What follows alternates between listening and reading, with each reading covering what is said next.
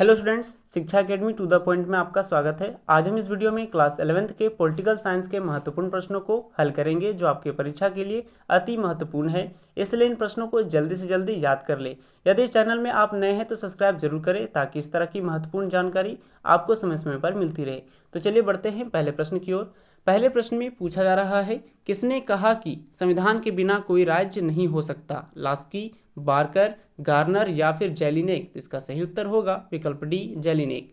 अगले प्रश्न में पूछा जा रहा है, किस योजना की सिफारिश पर भारतीय संविधान सभा का गठन किया गया? क्रिप्स योजना 1942, वेवेल योजना 1945, कैबिनेट मिशन योजना 1946 या फिर माउंट बेटन योजना 1947? तो इसका सही उत्तर होगा विकल्प सी, कैबिनेट मिशन योजना 1946। तो बढ़ते हैं अगले प्रश्न में।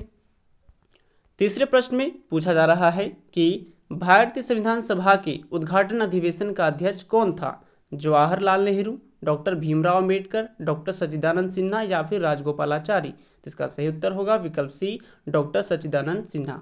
अगले प्रश्न में पूछा जा रहा है, संविधान के विभिन्न पहलुओं के अध्ययन हेतु संविधान सभा द्वारा कितनी समितियां गठित की थी? 9, 10, 13 या फिर 16? तो इसका सही उत्तर होगा विकल्प सी, 13। तो बढ़ते हैं अगले प्रश्न में। पांचवें प्रश्न में पूछा जा रहा है कि संविधान सभा के चुनाव निम्नलिखित में से किस पर आधारित थे? समान मताधिकार, सीमित मताधिकार, वर्ग मताधिकार या फिर समान वर्ग मताधिकार? तो इसका सही उत्तर होगा विकल्प सी, वर्ग मताधिकार। अगले प्रश्न में पूछा जा रहा है, भारतीय संविधान की प्रस्तावना के अनुसार भारत की सर्वोच्च सत्ता किसमें निहित है? जनता, संसद, प्रधानमंत्री या फिर राष्ट्रपति? इसका सही उत्तर होगा विकल्प ए, जनता। तो बढ़ते हैं अगले प्रश्न में। सातवें प्रश्न में पूछा जा रहा है कि किसने कहा कि संवैधानिक उपचारों का मौलिक अधिकार भारतीय संविधान की अंतरात्मा है? Doctor Rajendra Prasad, PR. Ambedkar, KM. Munshi या फिर जवाहरलाल नेहरू? इसका सही उत्तर होगा विकल्प डी, जवाहरलाल नेहरू। अगले प्रश्न में पूछा जा रहा है, संविधान के किस अनुच्छेद द्वारा अस्पृश्यता का उन्मूलन किया गया? अनुच्छेद 18, अनुच्छेद 15, अनुच्छेद 16 या फिर अनुच्छेद 17? इसका सही उत्तर होगा विकल्प डी, अनुच्छेद 17। तो बढ़ते हैं अगले प्रश्न में। अगले प्रश्न में पूछा जा रहा है कि संविधान के किन प्रावधानों को न्याय योग्य नहीं माना गया है? मौलिक अधिकार, राज्य के नीति निर्देशक सिद्धांत, कानूनी अधिकार या फिर मौलिक अधिकार व मौलिक कर्तव्य दोनों? तो इसका सही उत्तर होगा विकल्प बी, राज्य के नीति निर्देशक सिद्धांत। अगले प्रश्न में पूछा जा रहा है, कल्याणकारी राज्य की संकल्पना का समावेश भारत के संविधान में है? मौलिक अधिकार में, मौलिक कर्तव्य में, प्रस्तावना में या फिर राज्य के नीति निर्देशक सिद्धांत में? तो इस प्रश्न का सही उत्तर होगा विकल्प डी, राज्य के नीति निर्देशक तत्वों में। तो बढ़ते हैं अगले प्रश्न में। 11वें प्रश्न में पूछा जा रहा है कि प्राचीन युग में राज्य का क्या रूप था? नगर राज्य, साम्राज्य, राष्ट्र राज्य या फिर इनमें से कोई नहीं? तो इसका सही उत्तर होगा विकल्प ए, नगर राज्य। अगले प्रश्न में पूछा जा रहा है, राज्य के चुनाव आयुक्त की नियुक्ति कौन करता है? राष्ट्रपति, प्रधानमंत्री, राज्यपाल या फिर भारत का मुख्य चुनाव आयुक्त? तो इसका सही उत्तर होगा विकल्प सी, राज्यपाल। तो बढ़ते हैं अगले प्रश्न में। 13वें प्रश्न में पूछा जा रहा है कि राष्ट्रपति की संवैधानिक स्थिति क्या है? राज्य का अध्यक्ष, शासन का अध्यक्ष, राज्य एवं सरकार का अध्यक्ष या फिर इनमें से कोई नहीं? तो इसका सही उत्तर होगा विकल्प ए, राज्य का अध्यक्ष। अगले प्रश्न में पूछा जा रहा है, निम्नलिखित में से कौन भारतीय प्रधानमंत्री अपने कार्यकाल में लोकसभा का सदस्य नहीं रहा? चौधरी चरण सिंह, नरसिम्हा राव, एच.डी. देवगौड़ा या फिर मनमोहन सिंह? तो इसका सही उत्तर होगा विकल्प डी, मनमोहन सिंह। तो बढ़ते हैं अगले प्रश्न में।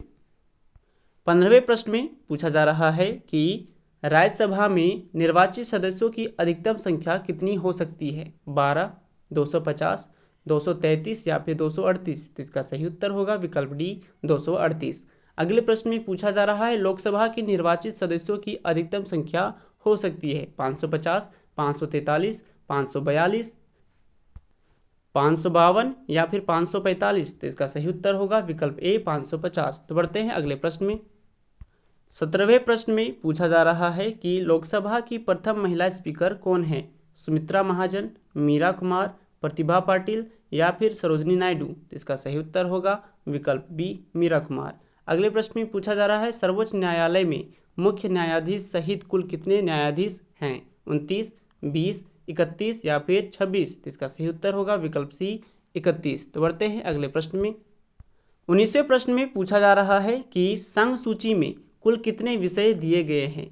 100, 97, 66 या फिर 47? तो इसका सही उत्तर होगा विकल्प बी 97। अगले प्रश्न में पूछा जा रहा है भारत की संघीय व्यवस्था में अवशिष्ट शक्तियाँ किसके पास है? सर्वोच्च न्यायालय के पास, विधानसभा के पास, राष्ट्रपति के पास या फिर संसद के पास? तो इसका सही उत्तर होगा विकल्प डी संसद के पास। तो बढ़ते हैं अगले प्रश्न में। 21वें प्रश्न में पूछा जा रहा है कि जब हम स्वयं पर शासन करना सीखते हैं तभी स्वराज है, यह किसका कथन है? इंदिरा गांधी का, J.S. मिल का, महात्मा गांधी का या फिर अरस्तू का? तो इसका सही उत्तर होगा विकल्प सी महात्मा गांधी का। अगले प्रश्न में पूछा जा रहा है संविधान की 11वीं अनुसूची में पंचायतों के अधिकार क्षेत्र में आने वाले कितने विषयों का उल्लेख किया गया है? 26, 27, 28 या फिर 29? तो इसका सही उत्तर होगा विकल्प डी 29। तो बढ़ते हैं अगले प्रश्न में। 23वें प्रश्न में पूछा जा रहा है कि भारत में निम्नलिखित में से किसके अंतर्गत पंचायती राज प्रणाली की व्यवस्था की गई है? मौलिक अधिकार, मौलिक कर्तव्य, राज्य के नीति निर्देशक सिद्धांत या फिर चुनाव आयोग अधिनियम? तो इस प्रश्न का सही उत्तर होगा विकल्प सी राज्य के नीति निर्देशक सिद्धांत। अगले प्रश्न में पूछा जा रहा है भारतीय संविधान के संशोधन प्रक्रिया पर किस देश का प्रभाव है? कनाडा, ऑस्ट्रेलिया, ब्रिटेन या फिर दक्षिण अफ्रीका? तो इसका सही उत्तर होगा विकल्प डी दक्षिण अफ्रीका। तो बढ़ते हैं अगले प्रश्न में।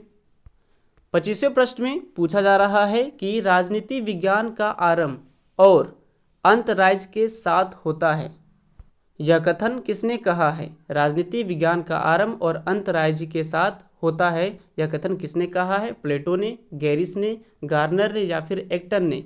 तो इसका सही उत्तर होगा विकल्प सी गार्नर। अगले प्रश्न में पूछा जा रहा है रिपब्लिक पुस्तक किसने लिखी है? T.H. ग्रीन ने, प्लेटो ने, अरस्तू ने या फिर हॉब्स ने? तो इसका सही उत्तर होगा विकल्प बी प्लेटो। तो बढ़ते हैं अगले प्रश्न में। 27वें प्रश्न में पूछा जा रहा है कि मनुष्य स्वतंत्र रूप से जन्म लेता है लेकिन हर जगह वह बंधनों में जकड़ा है, यह किसने कहा है? मिल, लास्की, ग्रीन या फिर रूसो? तो इसका सही उत्तर होगा विकल्प डी रूसो। अगले प्रश्न में पूछा जा रहा है निम्नलिखित में कौन ऑन लिबर्टी पुस्तक के लेखक हैं? J.S. मिल, गार्नर, लास्की या फिर ग्रीन? तो इसका सही उत्तर होगा विकल्प ए J.S. मिल। तो बढ़ते हैं अगले प्रश्न में। 29वें प्रश्न में पूछा जा रहा है कि निम्नलिखित में से कौन स्वतंत्रता का प्रकार नहीं है? नैसर्गिक स्वतंत्रता, नागरिक स्वतंत्रता, राजनीतिक स्वतंत्रता या फिर सत्तावादी स्वतंत्रता? तो इस प्रश्न का सही उत्तर होगा विकल्प डी सत्तावादी स्वतंत्रता। अगले प्रश्न में पूछा जा रहा है निम्न में से कौन राजनीतिक स्वतंत्रता नहीं है? वोट देना, आजीविका पाना, चुनाव में भाग लेना या फिर सरकार को संवैधानिक तरीकों से बदलना? तो इसका सही उत्तर होगा विकल्प बी आजीविका पाना। तो बढ़ते हैं अगले प्रश्न में। 31वें प्रश्न में पूछा जा रहा है कि सच बोलना और कर्ज की अदायगी ही न्याय है, यह किसने कहा है? सेफलस ने, प्लेटो ने, अरस्तू ने या फिर बेंथम ने? तो इस प्रश्न का सही उत्तर होगा विकल्प ए सेफलस ने कहा है कि सच बोलना और कर्ज की अदायगी ही न्याय है। अगले प्रश्न में पूछा जा रहा है संघ या संगठन बनाने का अधिकार किस प्रकार का अधिकार है? सामाजिक अधिकार, राजनीतिक अधिकार, आर्थिक अधिकार या फिर कानूनी अधिकार? तो इस प्रश्न का सही उत्तर होगा विकल्प डी कानूनी अधिकार। तो बढ़ते हैं अगले प्रश्न में। 33वें प्रश्न में पूछा जा रहा है कि राज्य अधिकारों की सृष्टि नहीं करता बल्कि उन्हें मान्यता प्रदान करता है, यह किसने कहा है? Holland, Laski, T.H. ग्रीन या फिर बार्कर? तो इस प्रश्न का सही उत्तर होगा विकल्प बी लास्की। अगले प्रश्न में पूछा जा रहा है महिलाओं को सबसे पहले मताधिकार किस देश में मिला? न्यूजीलैंड, ऑस्ट्रेलिया, ब्रिटेन या फिर अमेरिका? तो इस प्रश्न का सही उत्तर होगा विकल्प ए न्यूजीलैंड। तो बढ़ते हैं अगले प्रश्न में। 35वें प्रश्न में पूछा जा रहा है कि भारत में नागरिकता अधिनियम कब पारित किया गया? तो इस प्रश्न का सही उत्तर होगा विकल्प सी 1955 में। अगले प्रश्न में पूछा जा रहा है भारत में नागरिकता के संबंध में कानून बनाने का अधिकार किसको प्राप्त है? मुखिया को, राष्ट्रपति को, संसद को या फिर प्रधानमंत्री को। तो इस प्रश्न का सही उत्तर होगा विकल्प सी, संसद को। तो बढ़ते हैं अगले प्रश्न में। अगले प्रश्न में पूछा जा रहा है कि किसने कहा कि राष्ट्रवाद पूंजीवादी अवधारणा है? हिटलर, कार्ल लायस, बी एंडरसन या फिर कार्ल मार्क्स? इसका सही उत्तर होगा विकल्प डी, कार्ल मार्क्स। 38वें प्रश्न में पूछा जा रहा है किस क्रांति ने राष्ट्रवाद की भावना को प्रेरित किया? 1668 की गौरवपूर्ण क्रांति, औद्योगिक क्रांति, 1789 के फ्रांसीसी क्रांति या फिर इनमें से कोई नहीं? तो इस प्रश्न का सही उत्तर होगा विकल्प सी, 1889 के फ्रांसीसी क्रांति। बढ़ते हैं अगले प्रश्न में।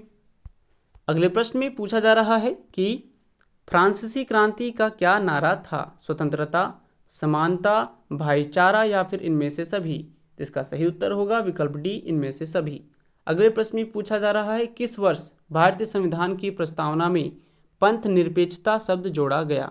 1949 में, 1950 में, 1976 में या फिर 1978 में? तो इस प्रश्न का सही उत्तर होगा विकल्प सी, 1976 में। तो बढ़ते हैं अगले प्रश्न में। 41वें प्रश्न में पूछा जा रहा है कि किस देश के संविधान को शांति संविधान कहते हैं? भारत का संविधान, जापान, अमेरिका या फिर ब्रिटेन का संविधान? तो इसका सही उत्तर होगा विकल्प बी, जापान का संविधान को शांति संविधान कहते हैं। इन सभी प्रश्नों को जल्दी से जल्दी याद करें क्योंकि आपकी परीक्षा के लिए बहुत ही महत्वपूर्ण है। यदि यह वीडियो अच्छा लगा हो तो लाइक, शेयर एंड सब्सक्राइब करना ना भूलें। फिर मिलते हैं अगले वीडियो में नए प्रश्नों के साथ। धन्यवाद।